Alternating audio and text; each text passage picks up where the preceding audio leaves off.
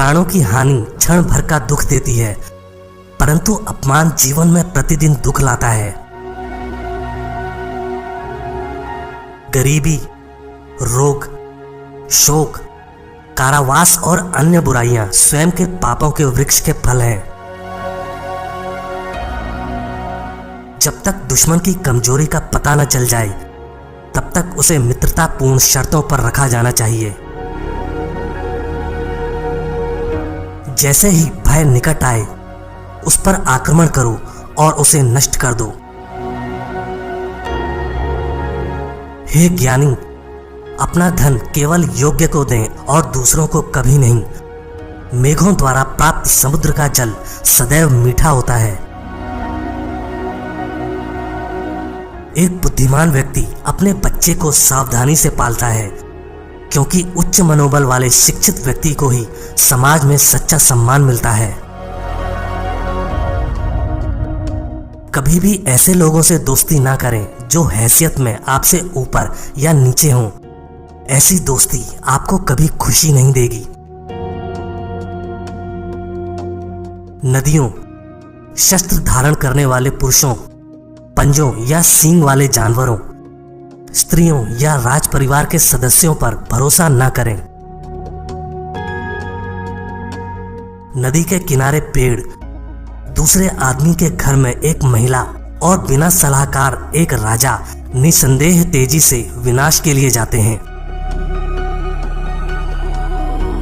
जिस व्यक्ति का आचरण दुराचारी हो, जिसकी दृष्टि अशुद्ध हो और जो कुटिलता के लिए प्रसिद्ध हो, उससे जो मित्रता करता है वो शीघ्र ही नष्ट हो जाता है। सच्चा मित्र वही है जो आवश्यकता, दुर्भाग्य, अकाल या युद्ध के समय राजा के दरबार में या शमशान में हमारा साथ न छोड़े। ऐसे देश में निवास ना करें जहां आपका सम्मान ना हो।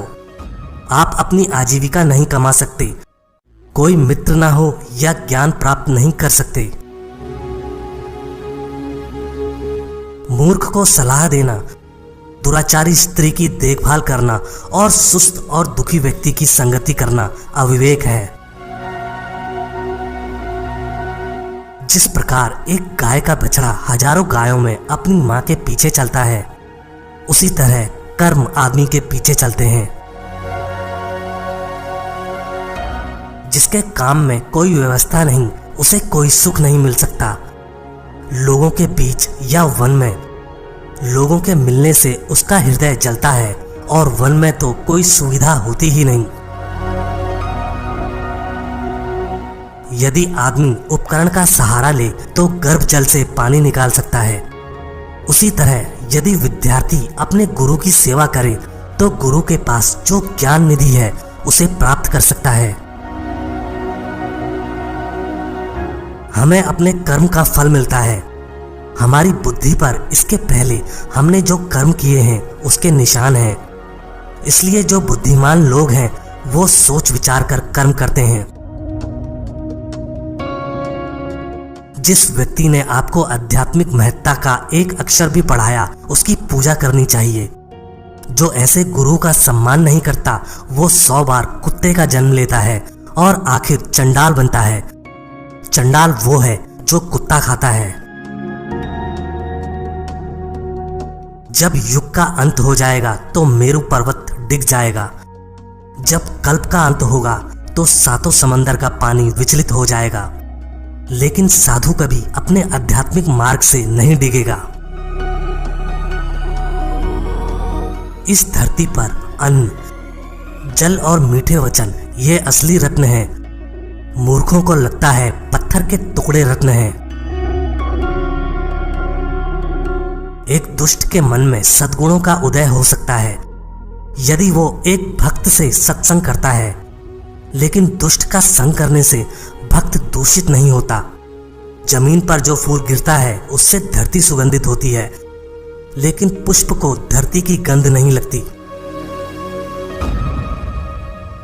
उसका सही में कल्याण हो जाता है जिसे भक्त के दर्शन होते हैं।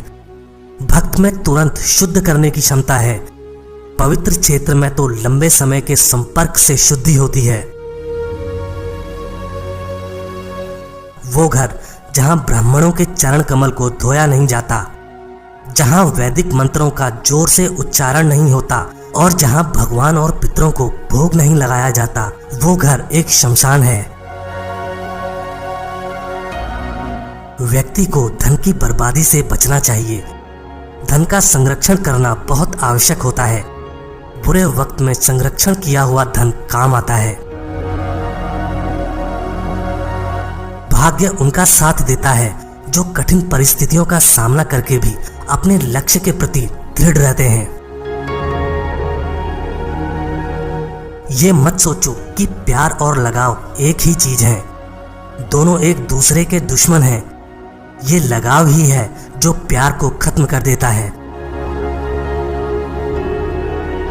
कोई भी शिक्षक कभी साधारण नहीं होता। प्रलय और निर्माण उसकी गोद में पलते हैं। ब्राह्मणों को स्वादिष्ट भोजन में आनंद आता है, गायों को ताजी कोमल घास खाने में, पत्नी को पति के सानिध्य में, क्षत्रियों को युद्ध में आनंद आता है। यदि आप प्रयास करने के बाद भी असफल हो जाएं, तो भी उस व्यक्ति से हर हाल में बेहतर होंगे जिसको बिना किसी प्रयास के सफलता मिल गई हो। खुद का अपमान करा के जीने से तो अच्छा है मर जाना, क्योंकि प्राणों को त्यागने से एक बार कष्ट होता है, पर अपमानित होकर जिंदा रहने से बार बार कष्ट होता है। किसी भी कार्य में पल भर का भी विलंब ना करें। मनुष्य स्वयं ही अपने कर्मों के द्वारा जीवन में दुख को बुलाता है। जब कोई सजा थोड़े मुआवजे के साथ दी जाती है, तब वो लोगों को नेकी करने के लिए, निष्ठावान एवं पैसे और खुशी कमाने के लिए प्रेरित करती है। बुद्धिमान व्यक्ति का कोई भी शत्रु नहीं होता। जो लोगों पर कठोर से कठोर सजा को लागू करता है, वो लोगों की नजर में घिनौना बन जाता है। जो नरम सजा लागू करता है, वो तुच्छ बनता है, लेकिन जो योग्य सजा लागू करता है, वो सम्मानीय कहलाता है। वो जो भलाई को लोगों के दिलों में सभी के लिए विकसित करता चला जाता है, वो आसानी से अपने लक्ष्य प्राप्ति की ओर एक एक कदम आगे बढ़ाता चला जाता है।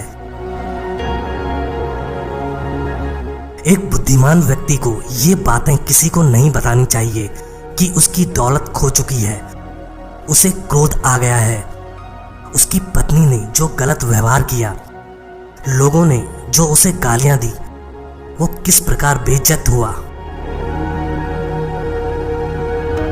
व्यक्ति इन 3 चीजों से हमेशा संतुष्ट रहे।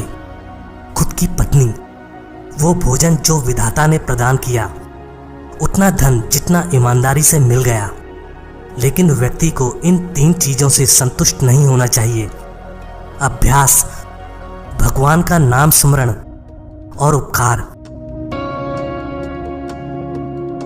इन दोनों के मध्य से कभी ना गुजरें। 2 ब्राह्मण और उसके यज्ञ में जलने वाली अग्नि, पति पत्नी, स्वामी और उसका चाकर, हल और बैल। हाथी से 1000 गज की दूरी रखें, घोड़े से 100 की, सींग वाले जानवर से 10 की, लेकिन दुष्ट जहां हो उस जगह से ही निकल जाए। हाथी को अंकुश से नियंत्रण करें, घोड़े को थपथपा के, सींग वाले जानवर को डंडा दिखा के, बदमाश को तलवार से। ब्राह्मण अच्छे भोजन से तृप्त होते हैं और मेघ गर्जना से। साधु दूसरों की संपन्नता देखकर और दुष्ट दूसरों की विपदा देखकर। जो दूसरे की पत्नी को अपनी माता मानता है, दूसरे के धन को मिट्टी का ढेला, दूसरे के सुख दुख को अपने सुख दुख, उसी को सही दृष्टि प्राप्त है और वही विद्वान है। भगवान राम में ये सब गुण हैं। सद्गुणों में प्रीति, मीठे वचन, दान देने की तीव्र इच्छा शक्ति, मित्रों के साथ कपट रहित व्यवहार, गुरु की उपस्थिति में विनम्रता, मन की गहरी शांति, शुद्ध आचरण, गुणों की परख, शास्त्र के ज्ञान की अनुभूति, रूप की सुंदरता, भगवत भक्ति।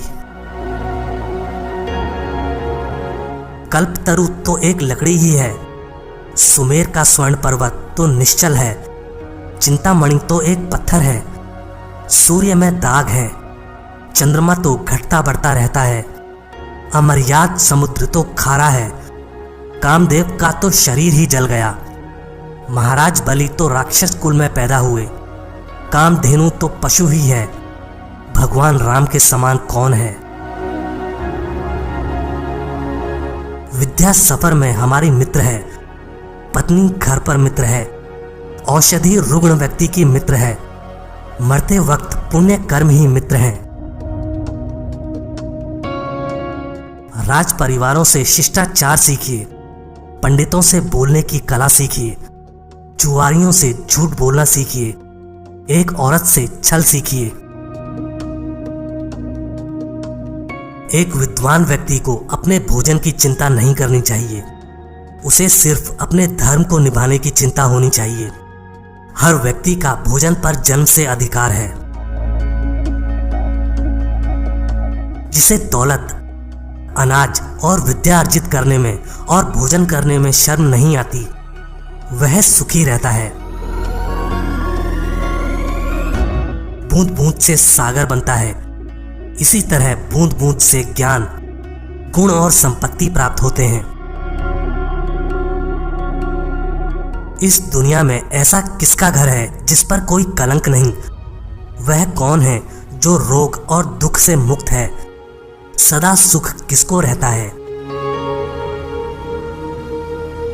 मनुष्य के कुल की ख्याति उसके आचरण से होती है, मनुष्य के बोलचाल से उसके देश की ख्याति बढ़ती है, मान सम्मान उसके प्रेम को बढ़ाता है एवं उसके शरीर का गठन उसके भोजन से बढ़ता है। लड़की का ब्याह अच्छे खानदान में करना चाहिए, पुत्र को अच्छी शिक्षा देनी चाहिए, शत्रु को आपत्ति और कष्टों में डालना चाहिए एवं मित्रों को धर्म कर्म में लगाना चाहिए। एक दुर्जन और एक सर्प में यह अंतर है कि सांप तभी डंक मारेगा जब उसकी जान को खतरा हो, लेकिन दुर्जन पग पग पर हानि पहुंचाने की कोशिश करेगा। राजा लोग अपने आसपास अच्छे कुल के लोगों को इसलिए रखते हैं क्योंकि ऐसे लोग ना आरंभ में, ना बीच में और ना ही अंत में साथ छोड़कर जाते हैं।